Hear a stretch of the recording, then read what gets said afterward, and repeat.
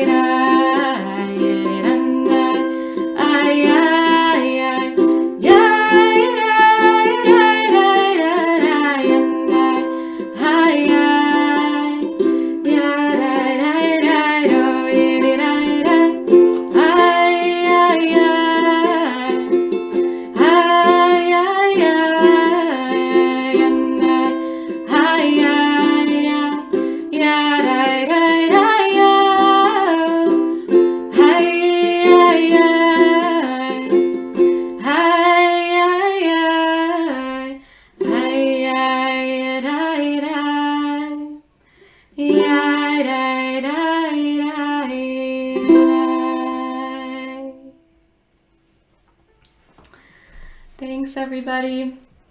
So as I'm playing, you're welcome to join in. I encourage you, if you're feeling a little nervous about singing, to remember that you're on mute. And so you can really, any notes that come out of your mouth, whether they match the notes that I'm singing or not, are sacred and welcome. And we're singing together not to sound good, but to build community around liberatory joy and hope as we work for change together. So that's my invitation to you all.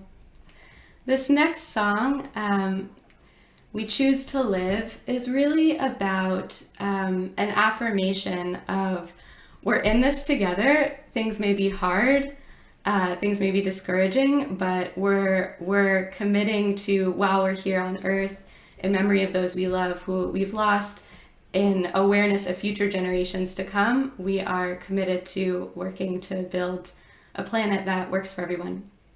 So I like to use this song as a kind of kavanah for the mourner's Kaddish as well. So maybe as I play, think of something that is inspiring you to show up here today and to be working for change. And if you'd like, you're welcome to put that in the chat box. In memory of those lost, with care for all that is, holding each other we choose to live. In memory of those lost, with care for all that is, holding each other, we choose to live. With courage and compassion, we practice staying human, returning to ourselves. We choose to live. With courage and compassion, we practice staying human, returning to ourselves. We choose to live.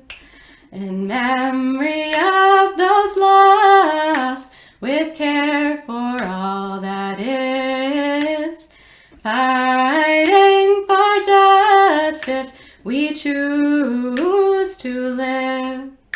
In memory of those lost, with care for all that is, fighting for justice, we choose to live.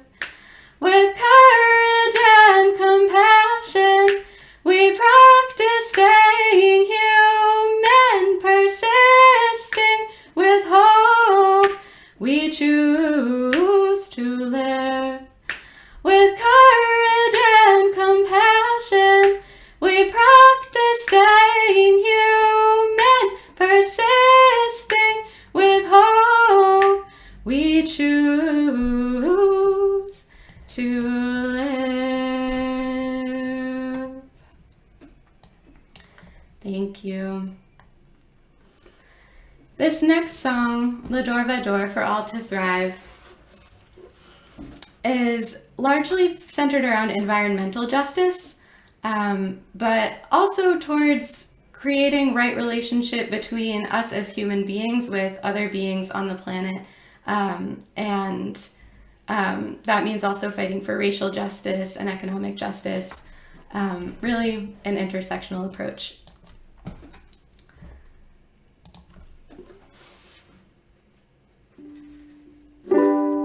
La door, ancestors sing from the waters. La door, children shout from the trees, generations to come. Demand that we act now to heal the earth, for all to thrive under the sun.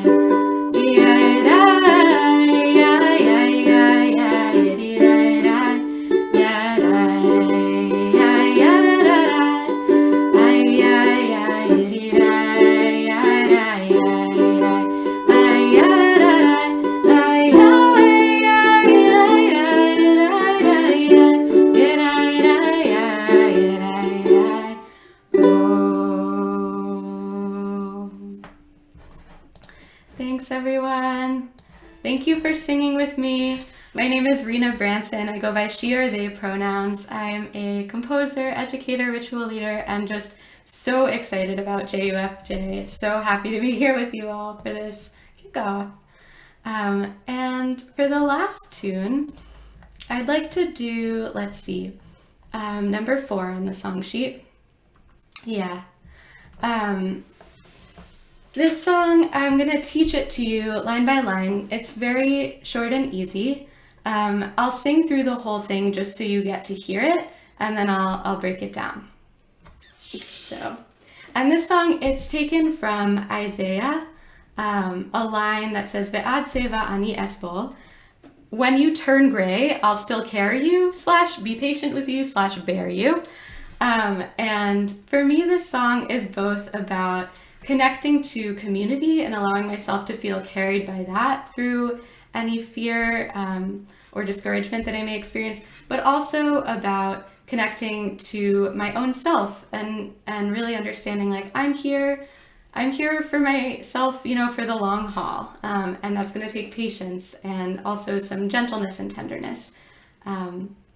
So I want to bless everyone here in all of your justice work, that you can bring that gentleness to yourself. And also allow yourself to be held in community. So here's I Will Carry You. I will carry you through these changes. I will carry you through these changes. I will carry you through these changes. I will carry you through these changes. Okay, so repeat after me. I will carry you. I will carry you through these changes.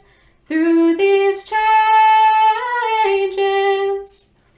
I will carry you. I will carry you through these changes. Through these changes. Let's try putting that together, and it does not have to be perfect. I will carry you through these changes. I will carry you through these changes. I will carry you through these changes. I will carry you through these changes. Okay, now I'm going to sing the Hebrew part, but you keep singing the English, and it'll overlap. Ve'at seva ani esbol. Ve'at seva ani esbol. Ve'at seva ani esbol. Ve'at seva ani esbol. Thank you all so much. And there's a bunch more songs on this song sheet, which if you'd like to listen to them afterwards, there are links for you. And just want to bless you with spreading joy through song as you work for change. Thanks, everyone.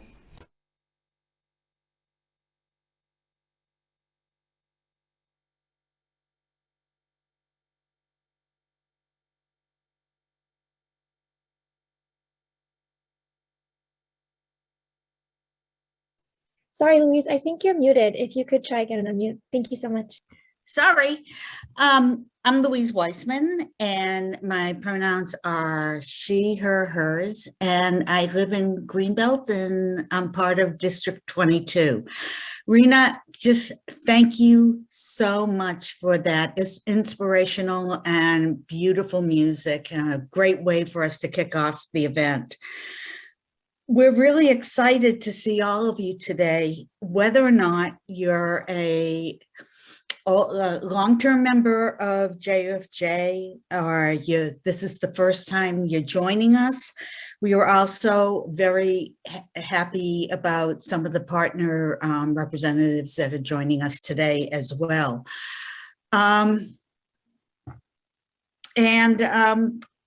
We expect this meeting, this event, to be our most people-powered session yet. And isn't it a great way to dive into the work for 2022? While you were joining the call, we are showing a slideshow highlighting some of the Jewish texts and figures that inspire our work. And we are motivated by our religious, secular, and historical experiences. We are grounded in our mission. And that mission has 4 parts.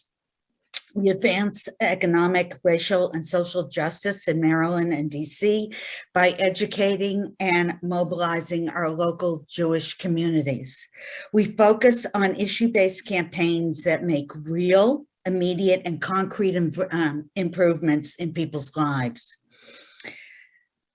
Through these campaigns, we develop leaders, build our base, and shift the consciousness of our community and alter the relationships of power. We work with partners led by and made up of directly impacted people so that we build the collective power needed to undo systemic racism and inequity. I'm going to hand off the speaker mic to Anna Levy, who will go over the Zoom notes and our agenda for this afternoon. First, I just want to thank Rena for the beautiful music that ushered us into this meeting. And thank you, Louise. Welcome, everyone. I'm Anna Levy. I use she, her pronouns, and I live in Rockville District 16, and I'm the co-chair with Sarah Hiller of the Labor and Housing Justice Platform team. I get to do the Zoom formalities with you this afternoon, and also a quick overview of our agenda. If you can change your Zoom name to put your district where you live and your pronouns if you wish.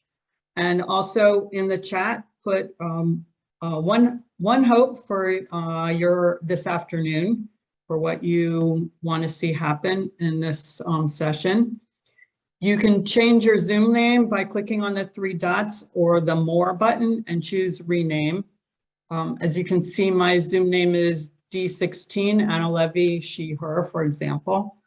And if you don't know your district, please click on the link that is going to be in the chat for the Maryland legislator lookup. And we're going to need that information for breakouts at the last session when we break into groups.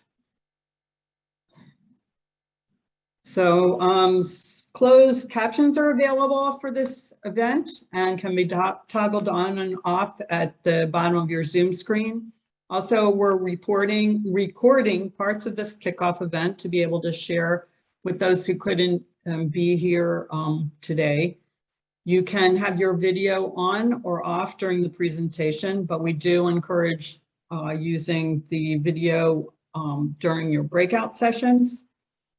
And if you need tech support today, please privately message Shoshana, whose Zoom name starts with tech support. And she can also help you if you need assistance zooming in on the slides or graphics while we're sharing our screens.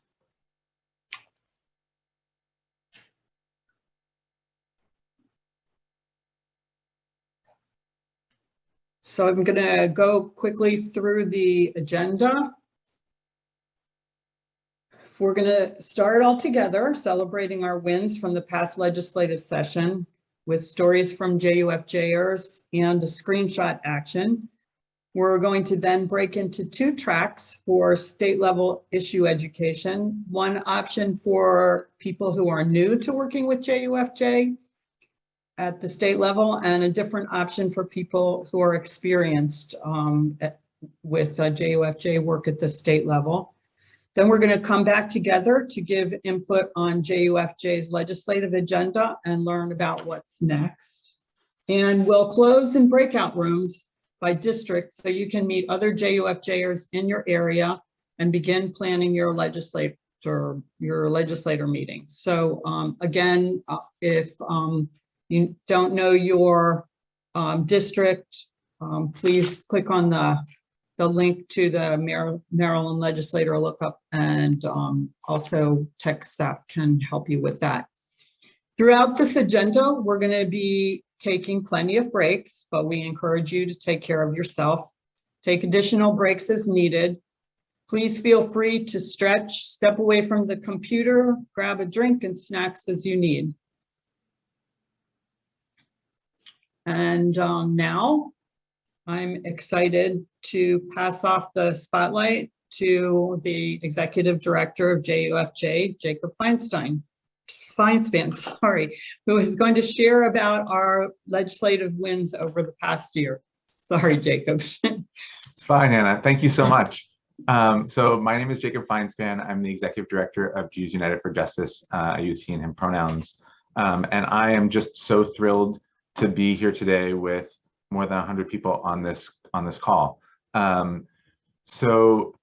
Before we look back just to last year and talk about what we did together last year, I actually want to look back a little further because 10 years ago, there was actually no meaningful JUFJ presence at the state level in Maryland. Our first ever statewide work was honestly not even like a twinkle in anyone's eye. Our first campaigns in Maryland were in 2012 when we joined with tens and hundreds of thousands of Marylanders across the state to help to win ballot measures on marriage equality and the DREAM Act at the ballot. At that point, JUFJ was a really small team. There were probably, I think, 6 of us on staff.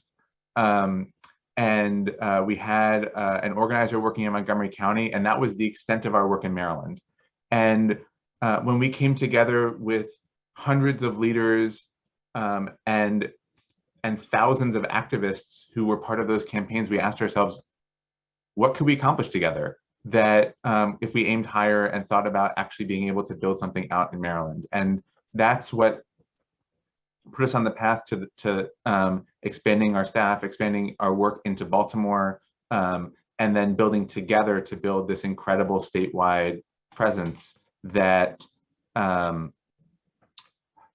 last year resulted in 1,600 people taking action with JUFJ, nearly 200 pieces of more than 200 pieces of testimony delivered, nearly 200 people met with, I think, almost 80 legislators before the session even began.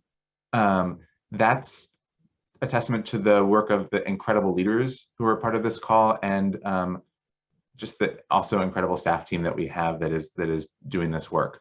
So I'm gonna also just mention that while we're talking about the work in Maryland, JUFJ is a regional organization. We work in DC, we work in Montgomery County, we work in Baltimore. And so I'll come back to that in a second, but want to also remind us that Dainu, like, it would have been enough if only we had done this last year, and this was actually only like a quarter of the work that happened across the organization over the past year. So so together with our partners, because advocacy is a team sport, nothing ever happens because of one institution alone, but also nothing happens without the collective work of each of us coming together as part of JUFJ and as part of our coalitions to help make this work happen. We won some really historic victories. So the Dignity Not Detentions law, which bars state and local governments from contracting with immigration and customs enforcement at the federal government to use local resources to detain immigrants, was passed. That was a multi-year campaign to end that practice of new contracts and renewing of contracts in Maryland. we won massive victories for police accountability. Again, building off of years and years of work. So a series of bills and initiatives, including limits on police use of force, passing Anton's Law, which increases transparency when people experience police abuse. And we went from being the first state in the country to pass and create a law enforcement officer's Bill of Rights, which creates special protections for police, including like not having to speak to an investigator for days after an incident, to being the first state in the country to overturn a law enforcement officer's Bill of Rights and return policing control overwhelmingly to local to civilians, and to be able to dramatically increase our accountability. And then on the last day of the session, we passed access to counsel law, which would make Maryland the first state in the country to provide access to counsel for renters facing eviction once we fund it. So those were enormous victories that are the result of the work of thousands of people who were part of the work at JUFJ, and thousands more across the state with dozens of partners. One of the things we also learned, have come to understand, is you never win everything you want. That's part of this work, is celebrating the victories, these enormous life-changing for people victories, recognizing that there's more work to be done. And that's what we're coming back here together today to work together to build. What can we do this year? How can we build on last year's victories? So as I mentioned before, the work here at JUFJ that we're doing at Maryland is not the only piece of work that we're doing. We're also building off of the work that's been happening at the county and city level. So in Baltimore, the statewide access to counsel bill built on an access to counsel bill in Baltimore, where Baltimore became the 7th city in the country to commit to access to counsel for renters facing eviction last year. And in the last couple of months, we were, as part of Baltimore Renters United, helped to successfully fight to get Mayor Scott to veto predatory legislation that would have harmed renters who couldn't afford security deposits. In Montgomery County, our team has been working to address policing at the local level. And for the first time in years, we entered the school year without police in Montgomery County Public Schools, which is a massive transformation and change. And in DC, we just won a game-changing tax increase, which increases income taxes by just a couple percent on the highest income earners in DC, that raises $500 million over the next 4 years to invest in early childhood education, in homelessness services, and to end homelessness for more than 2,000 people, and to increase access to the earned income tax credit. Those are the kinds of victories that happen when we are able to work together, coming together as a community in JUFJ and working together with our partners.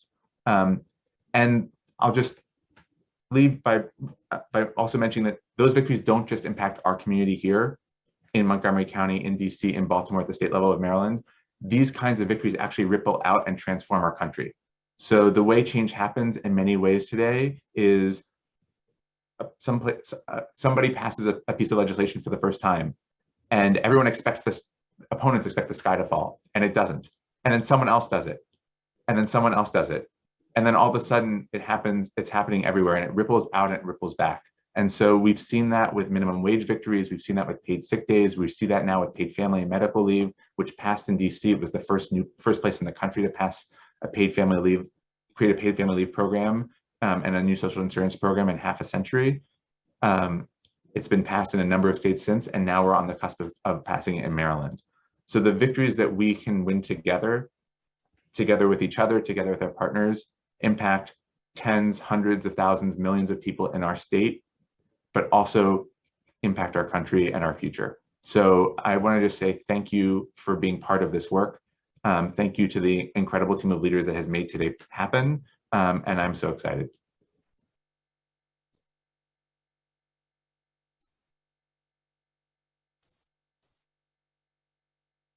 And I think I can jump in. It's Evan Serpic. My pronouns are he, him. I'm in Baltimore City, District 41, and I'm a member of the Baltimore Leadership Council. I first just want to say amen to everything Jacob just said. I thought that was very powerful, and thank you so much for your leadership. I'd add the police reform, the historic police reform that Maryland passed last year, to one of those things in which Maryland and the work of JUFJ really has led the country, and you see a lot of conversations happening nationally because of that work, which is very, very powerful. So sort of as a follow-up to that, as we head into the General Assembly 2022, we wanted to celebrate our growth and engagement in 2021, which is really historic, considering the pandemic and the limitations that entailed. This infographic, it highlights JUFJ's growth over the last few years, and you can see how impactful we were in 2021. Over 1,500 Marylanders engaged in JUFJ's work in Annapolis this year. We submitted 200 pieces of testimony, providing both written and oral testimony, and testimony mentors helped engage leaders who'd never provided testimony before. We also increased the impact of our coalitions by hosting action alerts for the Campaign for Justice, Safety, and Jobs and Renters United in Maryland, which facilitated residents of every single district in the state to email their state representatives. It's really fantastic. And then in a second infogram, I keep wanting to say Instagram, over the past year, even while navigating the challenges of COVID, JUFJers used virtual platforms to connect with each other and with their representatives. So this infogram on the screen highlights both JUFJ events and meetings involving legislators. Before session, we held 22 meetings with 65 legislators and over 200 JUFJers. After session, 30 JUFJers attended 13 different town halls sponsored by legislators. 46 JUFJers joined us to celebrate Purim and take collective action at our People's Power Purim Party. And 60 JUFJers and partners gathered for our Sine Die celebration the last day of session. And so that was just the work during session. And even after the end of the General Assembly, the state work continued. We held 3 inter-sessions over the summer, bringing together nearly 120 JUFJers to learn about police-free schools, paid family and medical leave, and the budget. Even more recently, around a dozen synagogues participated in our Labor on the Bima program, in which rabbis and congregants brought programming around paid family medical leave to their synagogues. We're so excited that so many synagogues joined in this program, and I know there's more coming. We're also excited to have expanded our staff. We now have 2 full-time Maryland community organizers, Matan and Eliana, and you'll be hearing from them both later on in the program.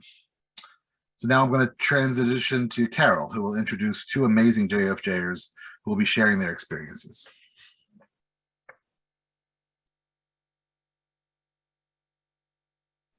Thank you, Evan. My name is Carol Stern. I'm in D16 in Chevy Chase, and I'm the co-chair of the Justice System Reform and Immigrant Rights team. I'm also on the core team. So why do we tell stories? Stories have the power to inspire, connect, persuade, and engage. Stories are much more memorable than facts alone. We also know that storytelling is a valuable component of our advocacy effort when we write testimony for our legislators. So now we are going to hear 2 very special stories from 2 of JUFJ's leaders. Anna Rubin is a leader in Howard County's Coalition for Immigrant Justice, the coalition that successfully ended the ICE contract in the county. This campaign was JUFJ's first big local campaign in Howard County. Anna is a member of the Maryland core team and will talk to us about the work in Howard County and how it shows the power of the way county and state work can build on each other to achieve the changes we are working for. Thanks, Carol. My name is Anna Rubin. I live in Howard County, District 13. For the last 3 years, I've been actively working on immigration issues in Howard County and the state, acting as co-chair of Columbia Jewish Congregation's Tikkun Olam Committee, as a member of the Howard County Indivisible Immigration Action Team, and the Howard County Coalition for Immigrant Justice, of which JUFJ is a member.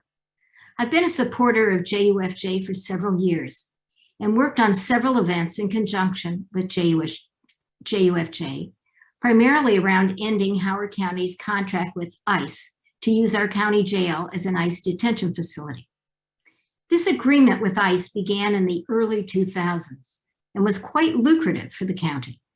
We started our campaign to end the agreement in 2018.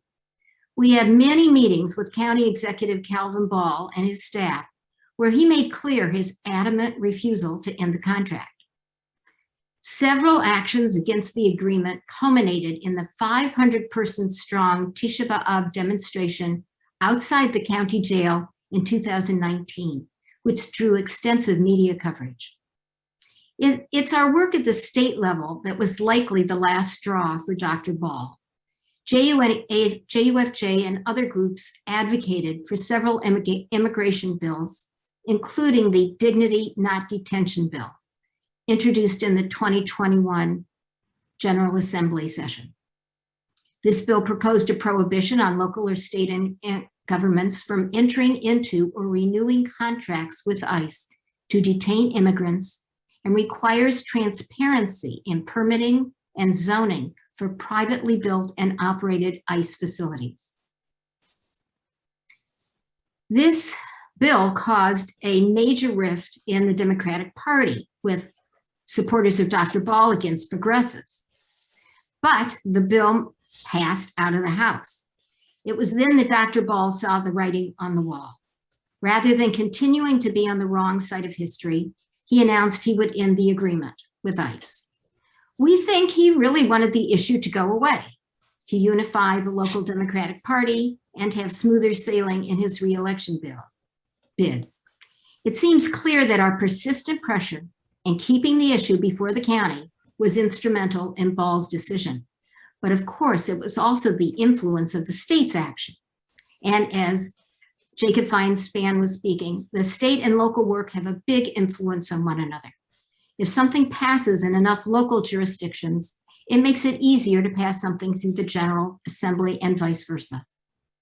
Ultimately, the bill passed both chambers, but unfortunately was vetoed by Governor Hogan. We will continue to urge an override from the General Assembly when they meet in early December.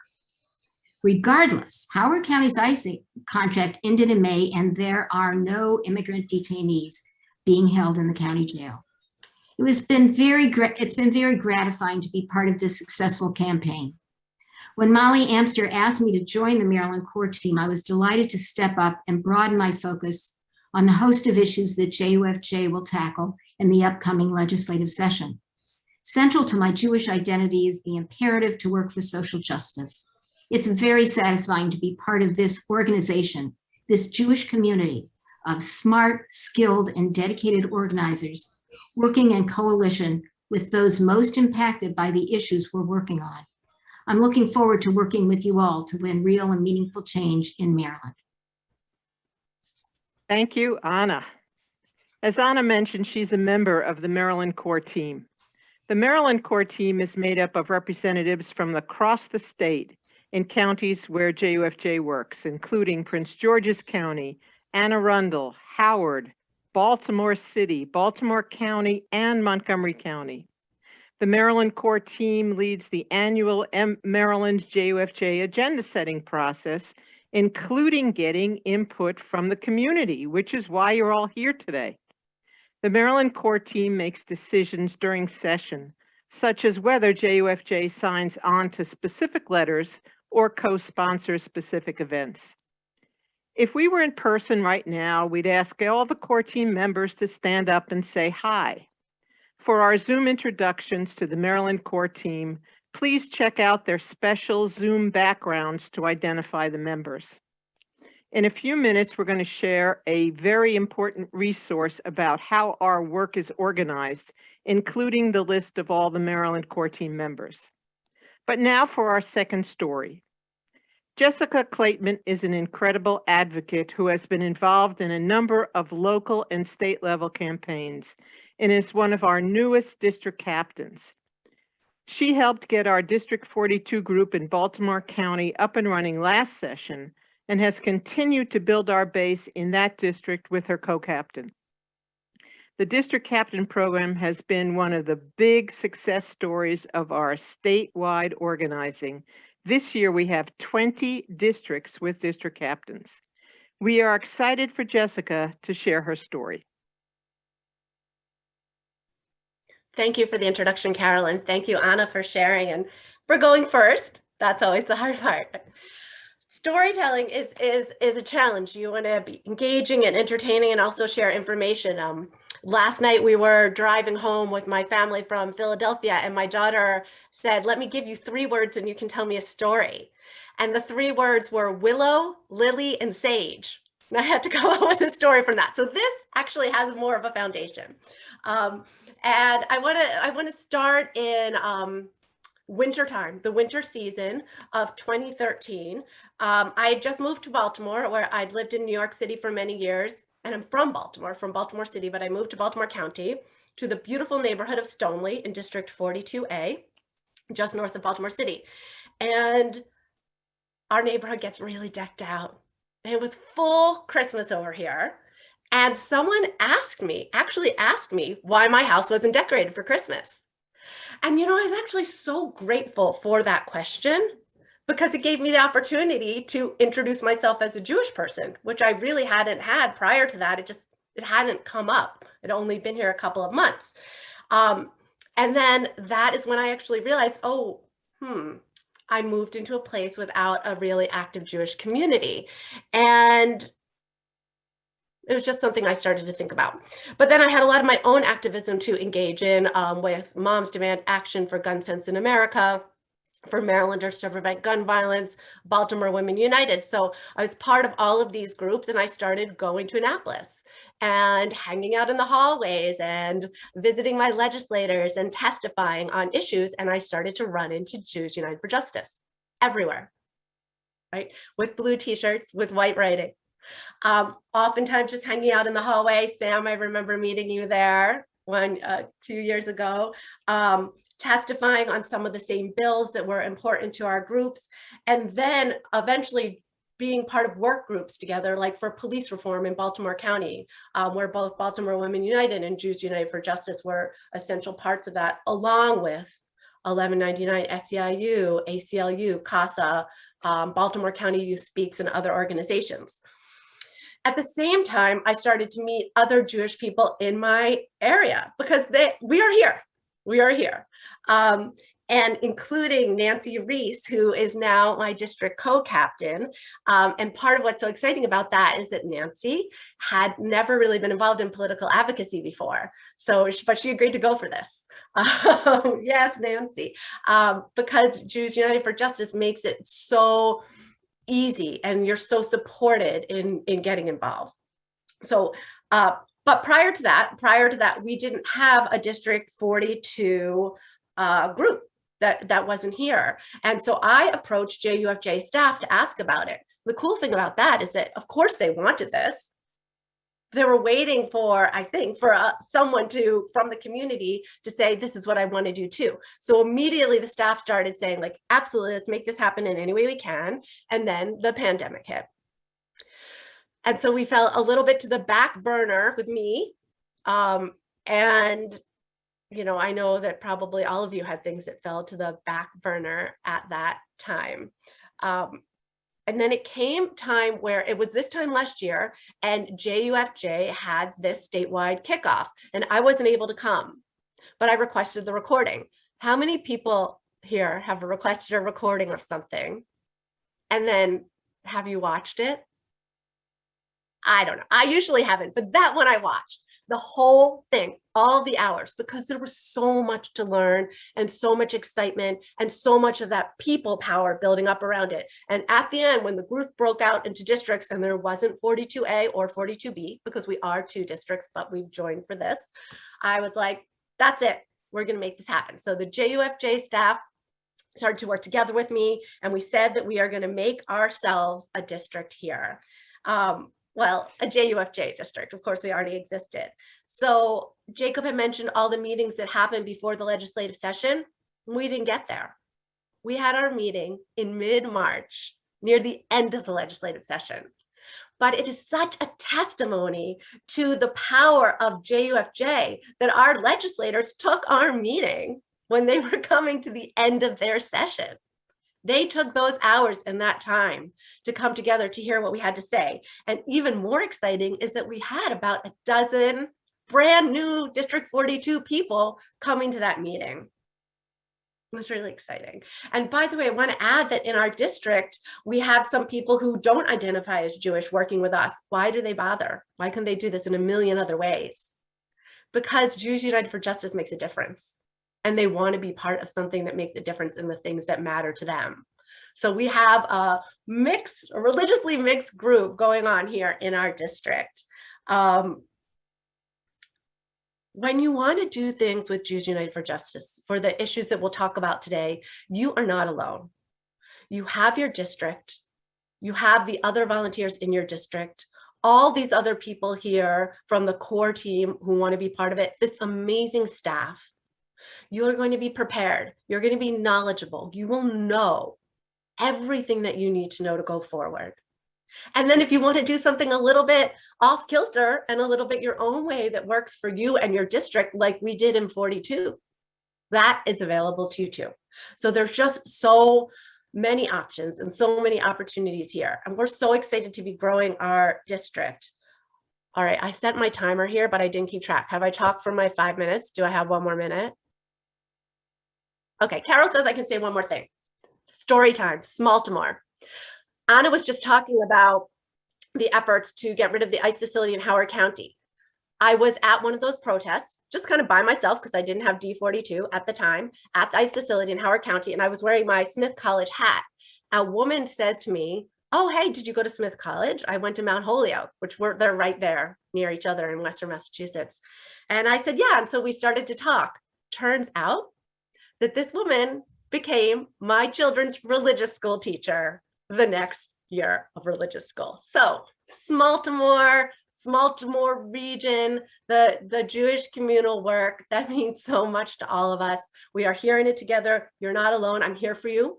The staff and other volunteers are here for you. And I'm really excited for what this year brings. Thank you so much. Thank you, Jessica. Love the story, love the connections and your excitement. Hopefully it'll be contagious after today. Oh, for sure. As with the Maryland core team, our district captains, as you can see in Jessica, are all identified in the Zoom boxes with special backgrounds. Scroll through to identify them. The district captains have already done so much work to get ready for engaging with our legislators, including setting up pre-session meetings already. Please stick around for the final hour of our program when you will break into your districts, meet your district captains, and start planning for those meetings with your legislators. We are now putting a link into the chat for that Who's Who resource that I mentioned. It lists the JUFJ Maryland staff, the core team, the district captains, as well as some links for ways for you to get involved and take action. The resource also lists the platform team and district captain co-chairs. You will meet most of us this afternoon during different parts of the program. The 6 co-chairs are all resources for you. Our emails are listed in this packet, so please don't hesitate to reach out for us. Hi everybody, I'm Eliana. I use the She series and I'm a Maryland organizer with JUFJ. Thank you all for holding those smiles and having the really wonderful Zoom backgrounds and signs. It's so exciting to be joined by so many of you today. So now we are going to go into 2 breakout tracks. We're going to have folks that are new to doing state work with JUFJ stay here in the main room, and I'm going to open up some breakout rooms in a second for folks who are experienced with doing statewide work with JUFJ. And in these breakout rooms, both the one for new folks, the one for experienced folks, we're going to spend just about an hour learning and discussing and talking about our legislative priorities, the issue areas that JUFJ works on, and what we anticipate state session looking like in the upcoming year. So again, folks that are new to doing statewide work with JUFJ, we invite you to stay in the main room. We know that many of you have worked with JUFJ either in local jurisdictions or have engaged in statewide work outside of JUFJ. Again, if you fall into either of those categories, you'll be staying here with me and Matan. And for folks who are experienced with doing statewide work with JUFJ, I'm going to open 4 breakout rooms in just a moment. These are based on your last name. So last names A through F, G through L, M through R, and S through Z can select their breakout room. And I will open those breakout rooms in just a moment. Again, if you're experienced with doing work with JUFJ and are having trouble moving yourself to your breakout room, you can just put that in the chat and I can help you get where you want to be. So folks who are new to doing statewide work with JUFJ, you'll be staying here and I am going to open those breakout rooms right now. All right. Can everyone see that all right? See a couple thumbs up. Wonderful. Okay. And so I think with that, I'm going to turn it over to Heidi to get us started. Hi, everyone. I'm Heidi Rhodes. I'm a volunteer leader with JUFJ, a member of the core team in Montgomery County, and the District 14 co-captain. So if any of you are from District 14, I may see you later this afternoon. Thank you for attending the kickoff and for your interest in learning more about how to get involved in statewide advocacy efforts. We have 2 other facilitators today, and I'm going to let them introduce themselves. Anita? Hi, everyone. I'm Anita Lampel. I use the She series. I'm in District 16 in Montgomery County. I am on the Leadership Council, and I also work on community building and education. And now I'm going to turn it over to Joe. Hey, everyone. I'm Joe Schifrin. I use she, her. I'm also in District 16. I'm part of the Montgomery County Leadership Council and the Maryland core team, and I'm glad you're all here. So next slide. Here's what we're going to be covering in this breakout session.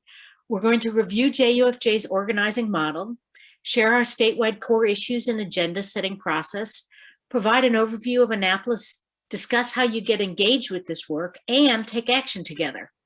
We might be using some acronyms and shorthand today, so feel free to ask for clarification in the chat if you need it.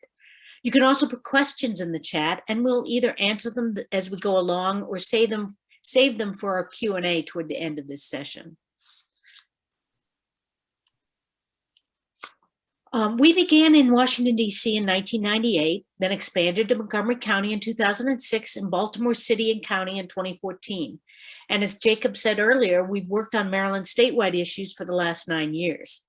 We make our decisions about what to work on in coordination with coalition partners who are most directly affected by the issues, always in consultation with our JUFJers and staff. We'll talk more about specific partners in a bit. Priority 3 involves mobilizing our community and building our base. We don't have paid membership. You become a JUFJer by showing up and doing the work. We aim to strengthen ourselves by expanding our influence beyond the counties we mentioned. These are just 2 of the 24 political jurisdictions in Maryland.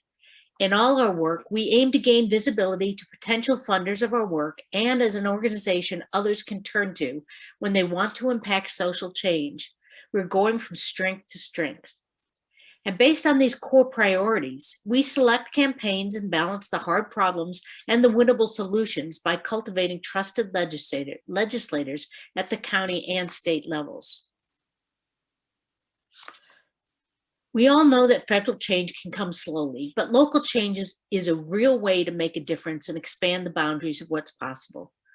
The time, money, and people needed to make local change is much more achievable than what is needed at the federal level. These local wins are important because they set the stage for larger wins. For example, after we won minimum wage and earned sick leave in Montgomery County, the success of those wins made it possible to win them statewide. One state win makes a model for other states to adopt those wins. Then when enough states win a higher wage and sick leave, it makes federal change more achievable. In Maryland, elections are often won by very small margins. As the slide notes, in the 2018 primaries, Delegate Love won by 12 votes, and Baltimore County Executive Johnny O won by 17 votes. Think about that, 12. If we can get 12 or 17 more people out to vote, we can make a change. In addition to small margins, the total number of votes in elections for state legislators is fairly small. As noted, the delegate who wins totals in District 11 range between 9,830 and 11,158. Organizer math usually relies on an understanding that each individual represents about 10 people because of who they are connected to. For legislators, this means that a meeting with 4 people tends to translate to representing 40 people. That is significant. In all the policy areas JUFJ works in, we do so with partner organizations and in coalitions. Partnerships and coalitions allow us to share civic and moral values across society, amplifying the messages from people who are most materially affected by unjust policies. The greater numbers of people represented in coalitions increase the power of our messages and helps them reach the ears of more policymakers because of the spread of different constituent bases across districts. Some of the partners that we'll mention frequently throughout examples we'll share this afternoon are the ACLU, CASA, and Out for Justice. We work closely with the state and county ACLU chapters on justice system and policing issues. As the largest grassroots immigrant advocacy organization in the Mid-Atlantic region, CASA has over 115,000 lifetime immigrant, Latino, and working class members. Out for Justice organizes Marylanders affected by the justice system to change how incarcerated people are treated in the state and reintegrated into society. JUFJ volunteers often attend coalition meetings or meetings of the partner groups directly in order to represent JUFJ, strategize, and build trusting relationships. Now we're going to look at just a few of JUFJ's major wins throughout the years. This slide shows just a few legislative wins that JUFJ has fought for alongside our coalition partners. We know from these experiences that local organizing works and can help shift power in meaningful ways to make lasting change in people's lives. We are constantly learning from this work and developing ourselves to show up stronger and more effectively in support of our partners. Anita? Hi. So JUFJ's statewide work falls into 2 broad categories, and we have 2 statewide teams that focus on the bills that fall into these categories throughout the legislative session. There's the Labor and Housing Justice team, which works on labor justice and renters' rights issues, and the Justice System Reform and Immigrant Rights team, which works on police accountability, court and prison reform, and immigrant rights issues. Now, these core issues haven't changed in many years, but the specific bills in the issue areas have changed, and some of the coalition partners we work with have changed as well. This year, these core issue areas are the starting point for setting our legislative agenda for the 2022 Maryland General Assembly session. We're now going to share a bit more about the issues that fall into these core areas. While you listen, think about what sparks your interest and what you might be motivated to work on with JUFJ as we head into the next legislative session. Today is your opportunity to be part of this process. Part of the goal of this breakout session is to get your input on which issues you feel motivated by so that we can narrow the list of potential bills we'll work on. At the end of the session, when we return to the main room, there will be an opportunity to fill out a feedback form to indicate what you think our top priorities should be. Now, JUFJ is already committed to working on 3 veto overrides and on paid family and medical leave, which you'll hear more about in a few minutes. You should already have received one-pagers with more detail on each of these areas, but links to that will be available regularly in the chat if you haven't gotten those.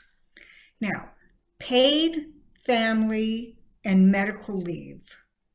The first topic within the labor and housing justice issue area is this: paid family and medical leave.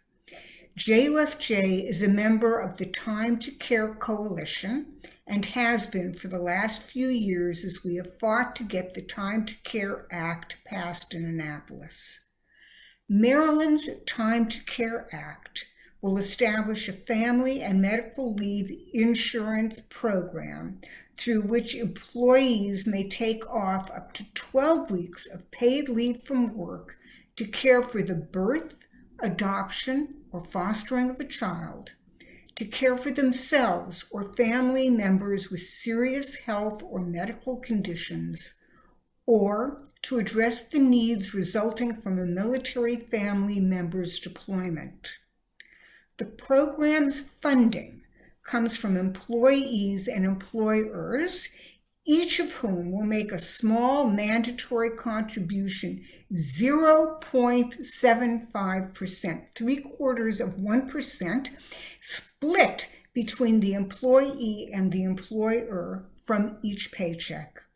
During the leave, employees receive partial wage replacement, and lower wage workers will receive a higher percentage of their income than higher paid workers.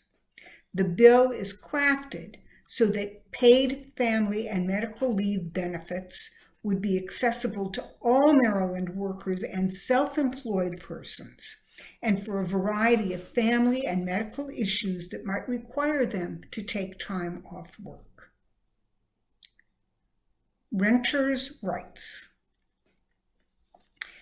Renters' rights is something that JUFJ has also been working on for a number of years, especially as a member of Renters United Maryland, which is a statewide coalition of grassroots organizations, advocacy groups, and legal service providers.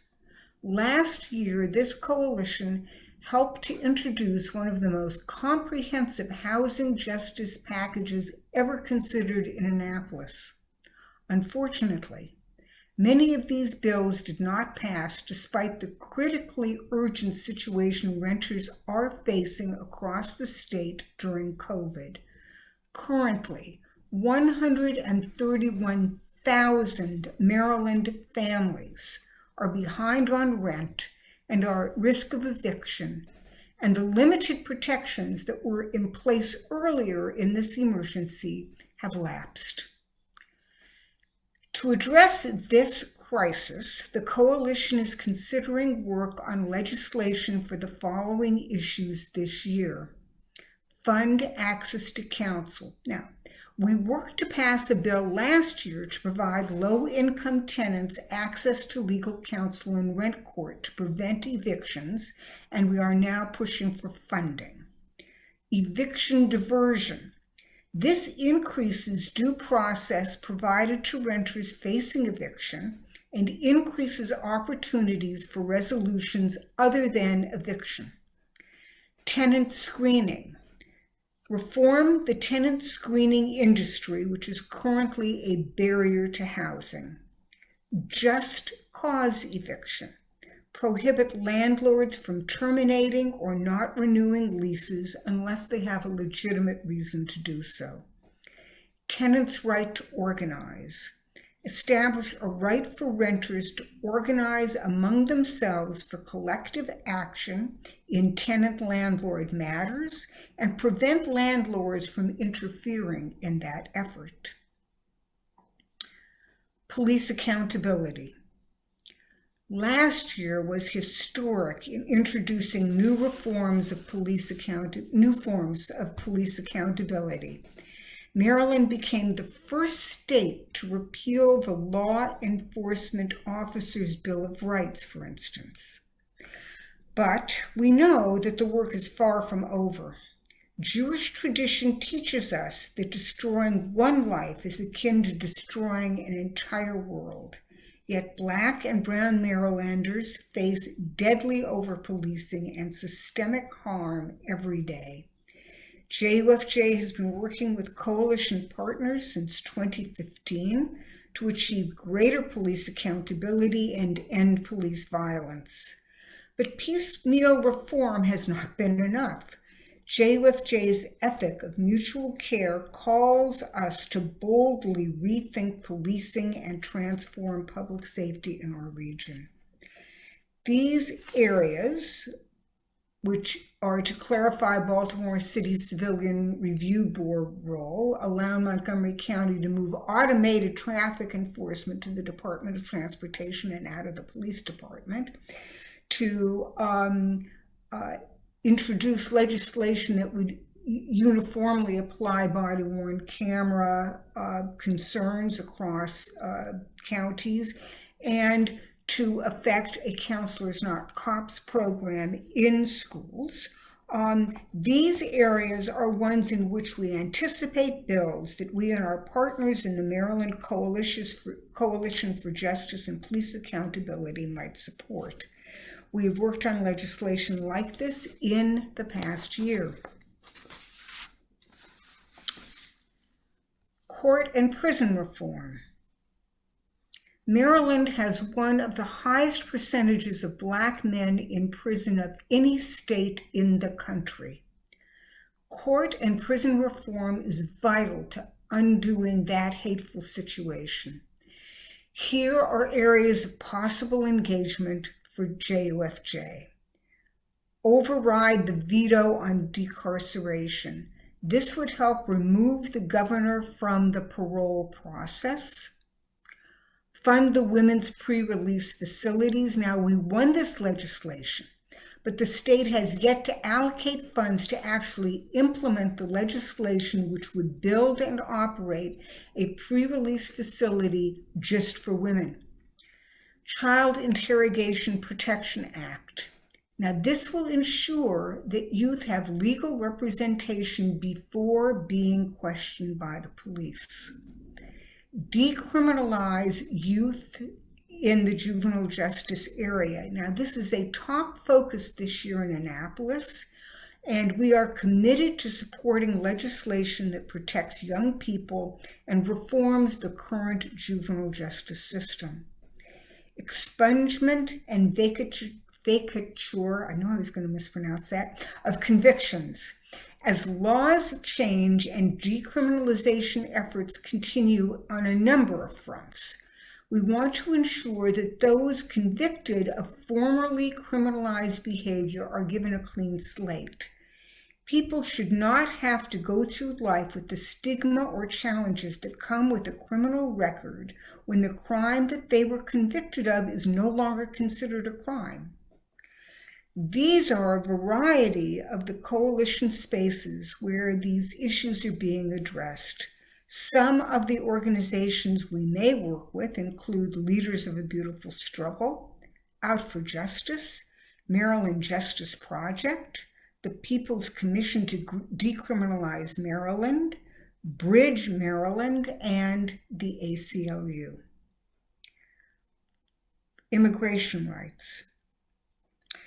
We are working on two important veto overrides with CASA and many other partner organizations. We will be overriding the veto on dignity not detention. That prevents local jurisdictions and the state from continuing or having new contracts with ICE to hold immigrants in detention. And the Driver Privacy Act. This prohibits the Maryland Department of Vehicle Administration, state police, and other agencies from sharing driver's license information with ICE without a warrant. These both passed and the governor vetoed them. Now we have to override the veto. The last issue that is there is to attempt to ensure universal representation for detained Maryland immigrants so that all have the right to counsel in court when facing deportation. Here are the tiers of work on core issues.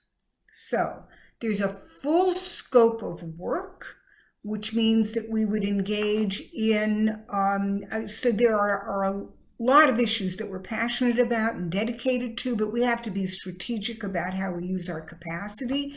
And this kind of structure, this tiered structure, is designed to help us do that. And you will be helping us to do that as well. There's the full scope of work, in which we conduct education with our base on the topics, host events, we create action alerts for people to contact their legislators, and we lobby legislators, and we provide testimony. There's testimony only. We provide testimony, but we don't do the other advocacy components of the full scope, and we tend to focus on issues that we have provided testimony on in the past. And then there are sign-on issues. We add JUFJ's name to partner letters, testimony, and events, but we don't do any additional work. We are sure to add any issues that we signed on to our website for complete transparency.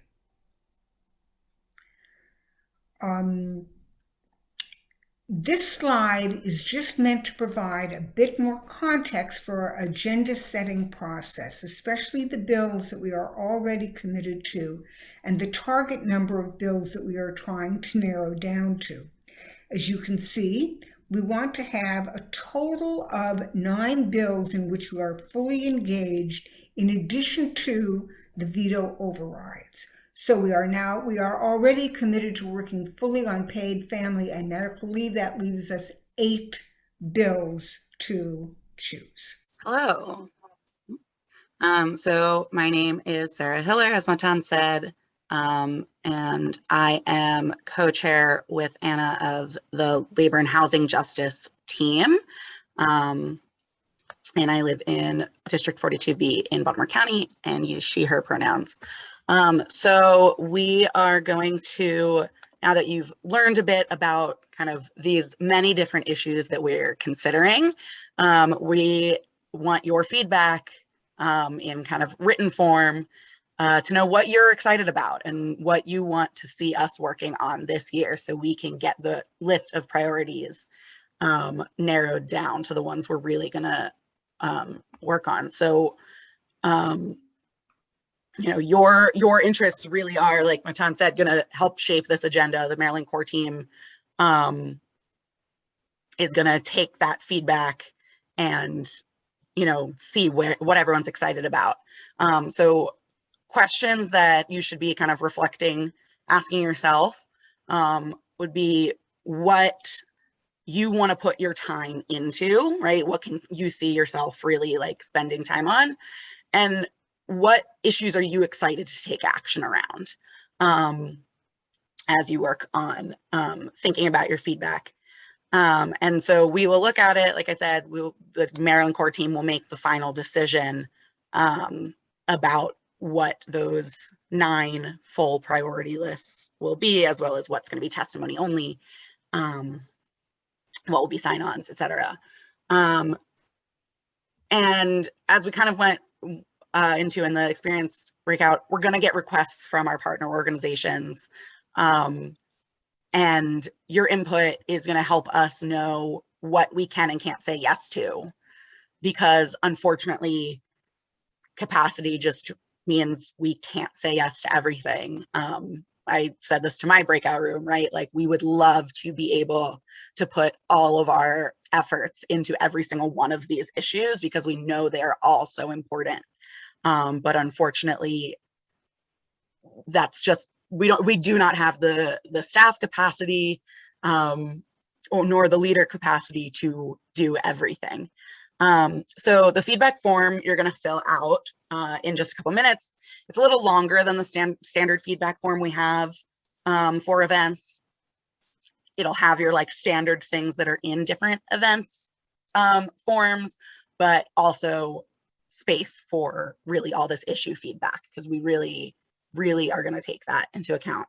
So the first part, like I said, it's going to focus on what you thought about today's event, which is not over yet, for the record. We still have district breakouts to get to as well. But so you're gonna have a section to actually like look at each of the 5 bucket areas, and to note what you're excited to work on, what future events you might want to attend also is on there. And you'll see basically it's going to be like a opportunity to rank the bucket areas in general. And then there will also be space where you can put additional input. So for folks who are in the experienced JUFJers breakouts, that is going to be the place to put, if you have like a specific issue within police accountability or within renters' rights, et cetera, that's going to be the space for you to say like those specific issues are what you want to work on, as opposed to just the general buckets. So definitely encourage you to share whatever thoughts you have. I think we're going to show a little example of yeah, so this is what a little portion of the what the feedback form looks like. So you can see, you kind of put a ranking on the issues, and you can say here for paid family and medical leave, it says I have a personal story about paid family and medical leave. I would like to share my story with legislators, right? Think about if there are things that you can already see yourself writing testimony on. Or, you know, renters' rights, it's really important we work on funding access to counsel because we worked on it last year, it passed, now we need to fund it. These are just examples, of course, but that's the kind of feedback that's really helpful. So just quickly, before we give you time to fill out your form, which we are going to give you in just a minute, just want to quickly go through what to expect before we get to session. So right, today is October 17th, session starts January 12th, but there's so many things happening in that lead up. So actually just 2 days from now, the Time to Care campaign, which is the campaign we work with on paid family and medical leave. The campaign is having a big kickoff event. The bill sponsors are going to be there. A bunch of the partner organizations are going to be there. This is a virtual event. Come join us. It's going to be awesome. And then we're going to have a number of opportunities to learn about how the General Assembly works, to learn about writing testimony, to learn about advocacy, to learn about legislator meetings, all of this in the lead up. Something I do want to make sure to shout out. So you see November 7th are the Heschel Vision Awards. This is JUFJ's kind of flagship event of the year. It is completely free this year. It will be fully virtual.